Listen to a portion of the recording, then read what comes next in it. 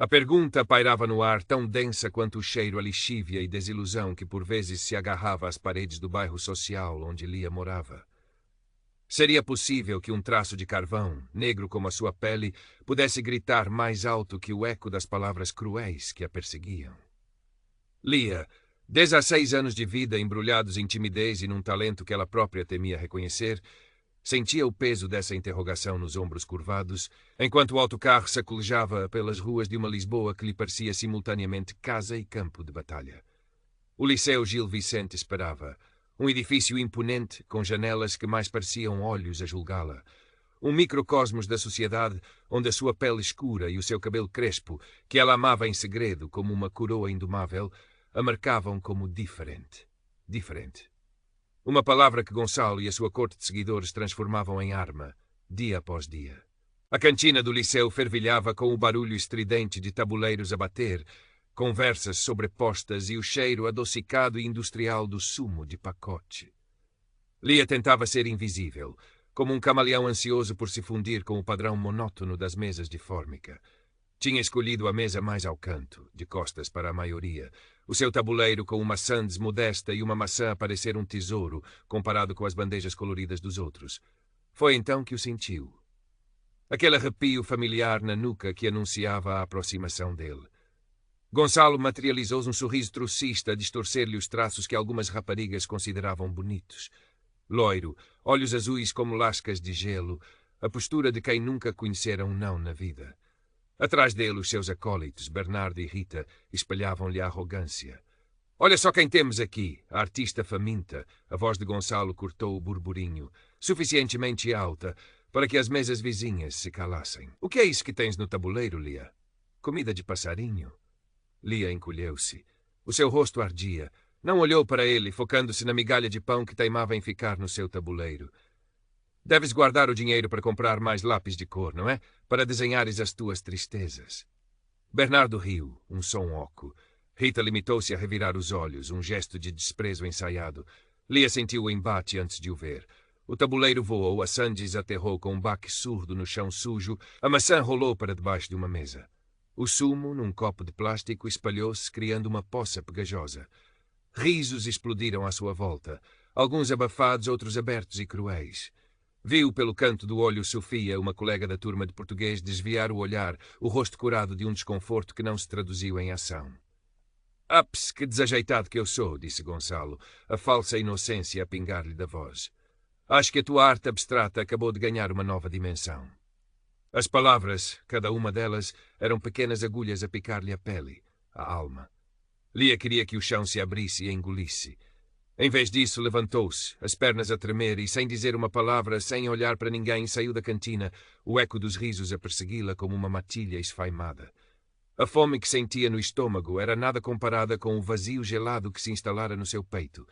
Lá fora, o céu de Lisboa parecia demasiado brilhante, demasiado indiferente à sua dor. Os dias que se seguiram à humilhação na cantina foram um borrão cinzento. Lia aperfeiçoou a sua técnica de invisibilidade. Chegava à escola no último minuto, sentava-se na última fila, saía assim que a campanha tocava. Os corredores tornaram-se labirintos cheios de potenciais ameaças. As palavras de Gonçalo ecoavam nos seus ouvidos, mesmo no silêncio do seu quarto, no bairro da Amichoeira, onde as paredes finas deixavam passar os sons da vida dos vizinhos, mas pareciam incapazes de a proteger da sua própria angústia. As palavras de Gonçalo ecoavam nos seus ouvidos, mesmo no silêncio do seu quarto, no bairro da Amichoeira, onde as paredes finas deixavam passar os sons da vida dos vizinhos, mas pareciam incapazes de a proteger da sua própria azis. Deixou de levar almoço, o estômago a revirar-se só de pensar em voltar à cantina. A mãe, Dona Lourdes, uma mulher de mãos calejadas pelo trabalho de limpezas e um coração que já conhecera demasiadas lutas, notou a mudança. As olheiras de Lia estavam mais fundas, o brilho dos seus olhos grandes e castanhos, habitualmente tão vivos quando falava dos seus desenhos, apagara-se. — O que se passa, minha filha? Perguntava Dona Lourdes à noite, enquanto partilhava uma sopa rala na pequena cozinha. — Estás tão calada. A escola. Está tudo bem? Lia abanava a cabeça. Um sim, que era uma mentira descarada. Como poderia explicar o nó de medo e vergonha que lhe apertava a garganta? Como poderia admitir que as palavras de um rapaz mimado a faziam sentir-se menos que nada? A sua mãe já carregava tantos fardos.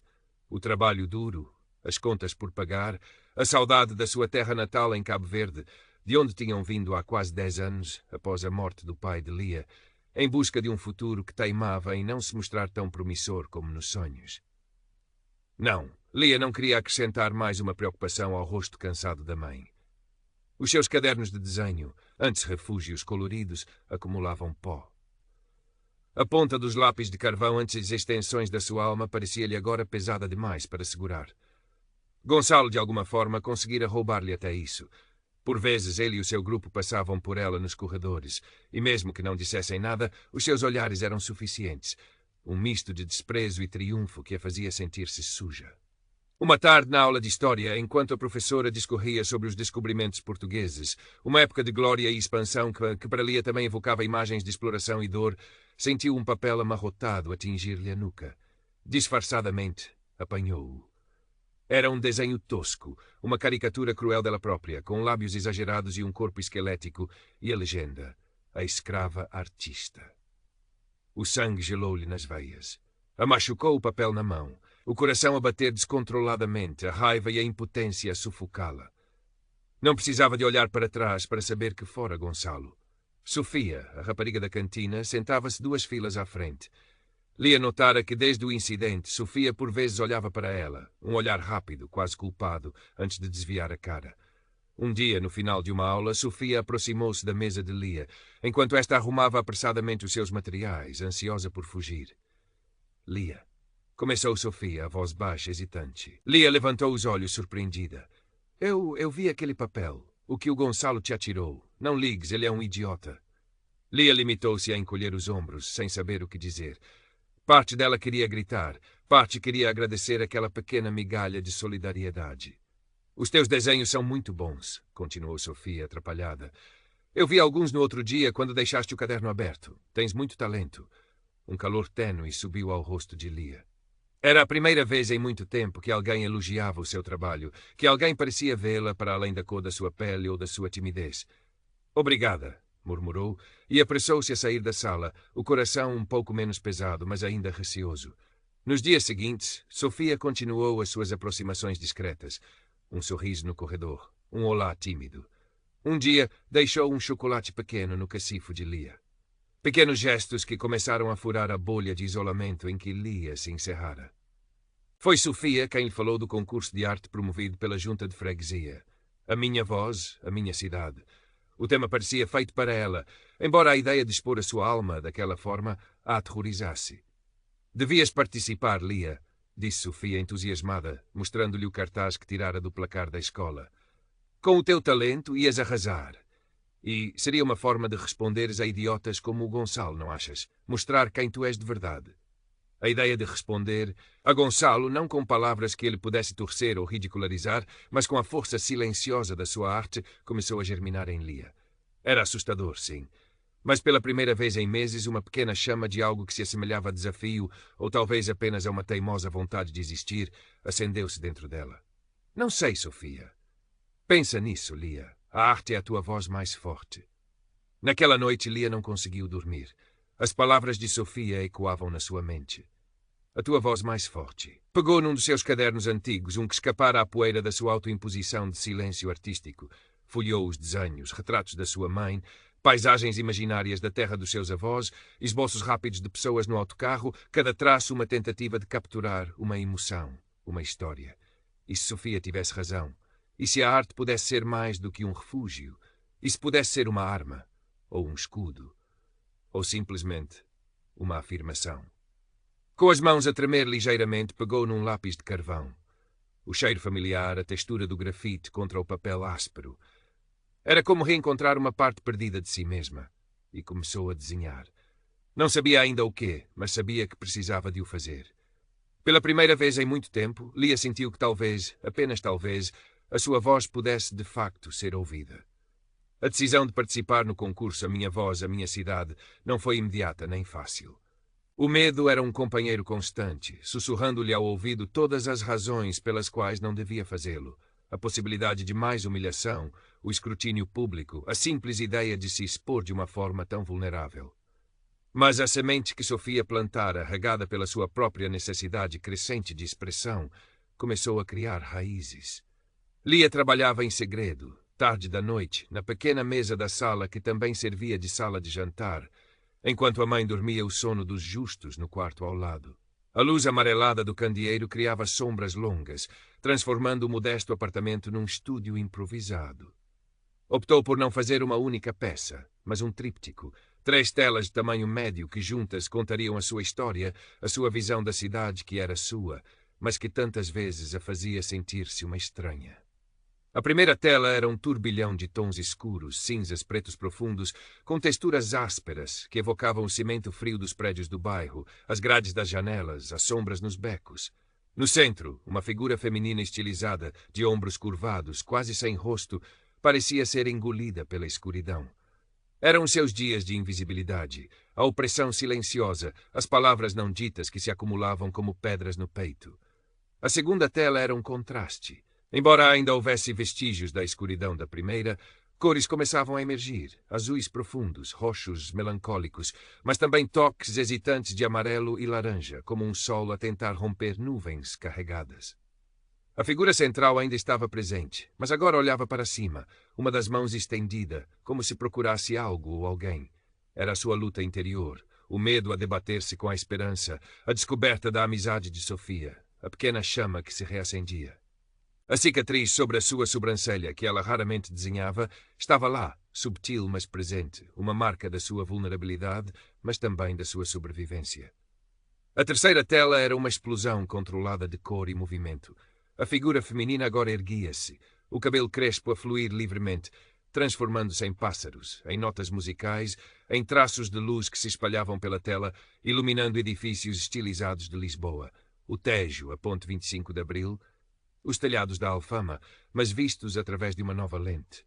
Era a sua voz encontrada, a sua arte como libertação, a sua afirmação de pertença. As cores eram vibrantes, os amarelos solares, os azuis do céu e do rio, os vermelhos da paixão e da resistência. Sofia era a sua única confidente neste processo. Encontravam-se discretamente depois das aulas, por vezes num banco de jardim mais isolado no Parque Eduardo Sedes, onde Lia lhe mostrava os progressos nos seus esboços preparatórios. Sofia, com a sua sensibilidade e inteligência, oferecia não críticas, mas encorajamento e perspectivas que ajudavam Lia a refinar as suas ideias. Isto é incrível, Lia, disse Sofia um dia, os olhos fixos num esboço da terceira tela. É tão poderoso. Eles vão ter de te ouvir. Eles quem? Perguntou Lia, a dúvida ainda a assombrá-la. Todos. O Gonçalo, os professores, a cidade. A mãe de Lia, Dale Lourdes, começou a notar uma mudança na filha. Havia uma nova luz nos seus olhos, uma concentração que a lembrava da Lia mais nova, antes que as sombras do liceu a tivessem alcançado. Lia passava mais tempo em casa, mas não era o isolamento de antes. Era um recolhimento produtivo. Dale Lourdes não perguntava muito, sentindo que a filha precisava do seu espaço, mas o seu coração de mãe enchia-se de uma esperança cautelosa. Enquanto Lia se dedicava à sua arte, a vida no liceu continuava o seu curso. Gonçalo, alheio à transformação silenciosa que ocorria em Lia, mantinha o seu reinado de terror mesquinho. Continuava a lançar farpas, a exibir a sua superioridade. Numa aula de educação visual, ao ver um desenho mais antigo de Lia que a professora elogiara, Gonçalo comentou em voz alta para os amigos: até os macacos conseguem imitar uns traços. Não quer dizer que seja arte. Lia ouviu. Sentiu a picada, a raiva a subir-lhe pela garganta. Mas em vez de se encolher, lembrou-se das suas telas escondidas em casa, da sua voz a ganhar forma e cor. Respirou fundo e continuou a trabalhar na sua tarefa, ignorando-o. Foi uma pequena vitória, mas soube-lhe muito. À medida que o prazo para a entrega dos trabalhos do concurso se aproximava, a ansiedade de Lia aumentava, mas também uma excitação nervosa. As telas estavam quase prontas. Eram a coisa mais honesta e mais corajosa que alguma vez fizera. Eram a sua pele, a sua alma, estendidas para o mundo ver. A ideia era aterradora e, estranhamente, libertadora. O dia da inauguração da exposição A Minha Voz, a Minha Cidade chegou com um céu de outono límpido sobre Lisboa, mas no estômago de Lia havia uma tempestade. O evento ia realizar-se num antigo armazém recuperado na zona de Alcântara, transformado num espaço cultural da moda. Sofia tinha prometido ir com ela. Para sua surpresa e imensa gratidão, Lourdes, a quem Lia finalmente contara tudo na noite anterior, entre lágrimas e palavras hesitantes, insistiu em acompanhá-las. A tua arte é a tua verdade, minha filha, dissera Lourdes, os olhos brilhantes de uma emoção que misturava orgulho e uma dor antiga. Nunca deixes que ninguém te roube isso. O teu pai ficaria tão orgulhoso. Aquelas palavras deram a Lia a força que lhe faltava. Vestiu um vestido simples, mas que gostava, e prendeu o cabelo crespo com um lenço colorido que a mãe lhe trouxera de Cabo Verde há muitos anos. Ao seu lado, Sofia estava visivelmente nervosa por ela, mas tentava transmitir calma. O espaço da exposição estava cheio de gente. Artistas, curiosos, famílias, alguns professores do liceu. As obras dos participantes estavam dispostas em painéis brancos, iluminadas por focos de luz. O coração de Lia batia descompassado enquanto procurava o seu tríptico. Encontrou-o numa parede lateral, um pouco mais escondido do que gostaria, mas lá estava ele. As suas 3 telas, a sua história. Recuou um passo, observando-as como se fosse pela primeira vez. Eram mesmo suas? Tinha mesmo tido a coragem de expor tanto de si? De repente ouviu uma voz que conhecia demasiado bem, carregada de escárnio. Ora, ora, vejam só o que temos aqui. A grande artista da selva decidiu mostrar as suas pinturas rupestres. Gonçalo. Ele e o seu bando, Bernardo e Rita, tinham chegado. Estavam parados a uma curta distância, a olhar para as telas de Lia com sorrisos de troça. Lia sentiu o sangue fugir-lhe do rosto. Quis desaparecer, correr dali. Mas os pés pareciam colados ao chão. Lourdes colocou uma mão protetora no seu ombro. Sofia deu um passo em frente, o rosto pálido, mas determinado. As pessoas em redor começaram a notar a tensão. Alguns aproximaram-se, curiosos para ver a obra que provocava aqueles comentários. Um silêncio constrangedor instalou-se em torno do tríptico de Lia. A sua arte, no entanto, começou a falar por si. A escuridão da primeira tela, a luta e a esperança da segunda, a explosão de cor e liberdade da terceira. As pessoas olhavam, primeiro com curiosidade, depois com uma intensidade crescente. Lia viu uma mulher mais velha a levar a mão à boca, os olhos úmidos. Viu um jovem de rastas a abanar a cabeça lentamente, um olhar de compreensão no rosto. Até um dos professores de Lia, o de filosofia, que ela julgava nem saber da sua existência, aproximou-se e ficou a observar as telas longamente, a expressão séria e pensativa. Gonçalo, percebendo que estava a perder a atenção e que a reação não era a que esperava, tentou novamente. Isto é lixo. Quem é que quer ver esta miséria sentimentaloide? Isto não é arte, é um pedido de esmola. Foi então que Sofia interveio. A sua voz, embora a tremer um pouco, soou clara e firme no silêncio que seguiu às palavras de Gonçalo. Lixo, Gonçalo. Isto é a verdade. É a vida dela, a voz dela. Algo que tu, com a tua arrogância e a tua crueldade, nunca conseguirias entender, muito menos criar. Os olhares viraram-se para Sofia, depois para Gonçalo, cujo rosto se tingiu de vermelho. Bernardo e Rita pareceram subitamente desconfortáveis. E tu, quem és para falar? Rosnou Gonçalo para Sofia. A nova defensora dos casos perdidos. Sou alguém que não tem medo de dizer o que pensa, retorquiu Sofia, ganhando confiança. Ao contrário de ti, que só és corajoso quando estás em bando ou a atacar quem achas que é mais fraco. Alguns murmúrios de aprovação ouviram-se na pequena multidão. O professor de filosofia cruzou os braços, observando Gonçalo com uma expressão severa. Lia sentiu uma onda de calor percorrer-lhe o corpo. A coragem de Sofia, a reação das pessoas à sua arte, era avassalador. Olhou para as suas telas, para as cores que tinham saído da sua alma, e depois olhou para Gonçalo. Pela primeira vez não sentiu medo. Sentiu uma calma fria, uma força que não sabia que possuía. Deu um passo em frente, ficando entre Sofia e Gonçalo. Os olhos de Gonçalo faiscaram de raiva ao vê-la desafiá-lo. Esta sou eu, Gonçalo, disse Lia, a voz baixa mas firme, cada sílaba carregada de significado. Esta é a minha voz, e quer queiras, quer não, ela existe, e não vai ser silenciada.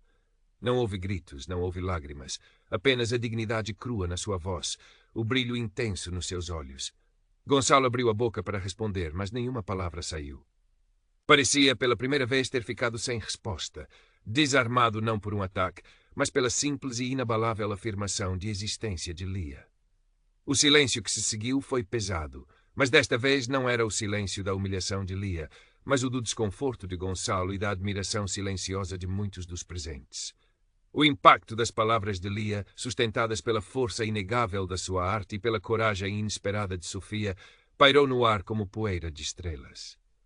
Gonçalo, o rosto ainda congestionado de uma fúria impotente, procurou apoio nos seus companheiros, mas Bernardo e Rita evitavam o seu olhar, subitamente muito interessados nos seus próprios sapatos. A pequena multidão que se formara em torno do tríptico de Lia não se dispersou. Pelo contrário, parecia reter a respiração coletiva, testemunha de uma mudança subtil, mas sísmica. Dom Lourdes apertou com mais força o ombro da filha, um gesto que transmitia um universo de amor e orgulho. O professor de filosofia descruzou os braços e aproximou-se lentamente de Lia, um leve sorriso a desenhar-se nos seus lábios. Lia, disse ele, a sua voz habitualmente austera agora tingida de uma genuína admiração. O teu trabalho é extraordinário. Não apenas pela técnica, mas pela coragem e pela honestidade. A tua voz é, de facto, muito poderosa. Lia sentiu as lágrimas a quererem assomar-lhe aos olhos, mas desta vez eram lágrimas de uma emoção diferente. Alívio, gratidão, uma alegria trêmula. Murmurou um obrigada, a voz ainda um pouco embargada. Gonçalo, percebendo que o momento se virara irremediavelmente contra ele, soltou um grunhido de frustração e, empurrando bruscamente algumas pessoas que lhe barravam o caminho, afastou-se a passos largos, seguido de perto pelos seus dois acólitos, agora consideravelmente menos arrogantes. Ninguém os tentou impedir. O seu poder, construído sobre o medo e a intimidação, parecera evaporar-se sob a luz crua da verdade artística de Lia e da solidariedade que ela inesperadamente gerara. Quando o burburinho acalmou, várias pessoas aproximaram-se de Lia e de Dom Lourdes. Elogios tímidos, palavras de encorajamento, olhares de respeito. Uma senhora idosa, de cabelo branco e olhos brilhantes, pegou na mão de Lia. Nunca deixes de pintar, minha querida. O mundo precisa de ouvir o que tens para dizer. Lia não ganhou o primeiro prémio do concurso naquela noite. Esse foi por uma instalação conceptual mais elaborada, mas de alguma forma isso pareceu irrelevante. A verdadeira vitória fora outra, muito mais pessoal e talvez mais significativa. Ganhara a sua voz, a sua dignidade e a certeza de que não estava sozinha. Nos dias e semanas que se seguiram, o liceu já não parecia o mesmo campo minado. As coisas não mudaram da noite para o dia, claro. O preconceito e a ignorância não se desvanecem com um único ato de coragem. Mas algo se partira. Gonçalo ainda lá andava, mas a sua aura de intocabilidade estava arranhada. Alguns alunos que antes o temiam ou admiravam cegamente, agora olhavam-no com um certo distanciamento, por vezes até com um leve desprezo. As suas piadas já não tinham o mesmo efeito. O riso que provocavam era mais nervoso, menos espontâneo.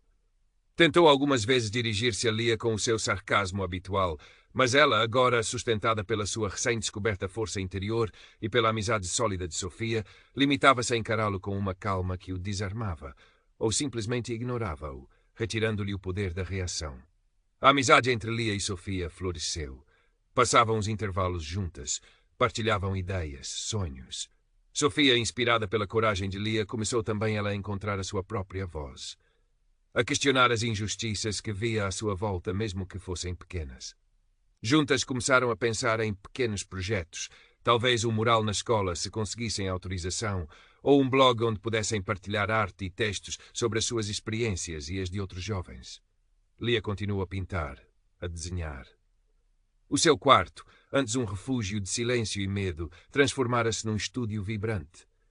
As suas telas já não eram apenas sobre a sua dor, mas também sobre a sua força, a sua esperança, a beleza que encontrava nas pequenas coisas, na resiliência da sua mãe, na diversidade do seu bairro, na luz de Lisboa, que agora já não lhe parecia tão indiferente. Sentia que a sua arte era um diálogo contínuo, uma forma de se conectar com o mundo, de desafiar as narrativas impostas. Uma tarde, sentada à janela do seu quarto, Lia olhava para os contornos da cidade que se estendia à sua frente. O caderno de esboços repousava no seu colo. Pegou no lápis de carvão. O toque familiar, a promessa do traço no papel. Já não havia medo, apenas uma curiosidade serena sobre o que iria surgir. A luta não terminara, sabia-o bem. O mundo lá fora continuaria a ser, por vezes, um lugar difícil. Mas Lia já não era a mesma. Encontrara a sua voz na paleta de cores da sua alma, e essa voz, uma vez liberta, ecoaria muito para além do silêncio. Sorriu. Havia tanto ainda para pintar.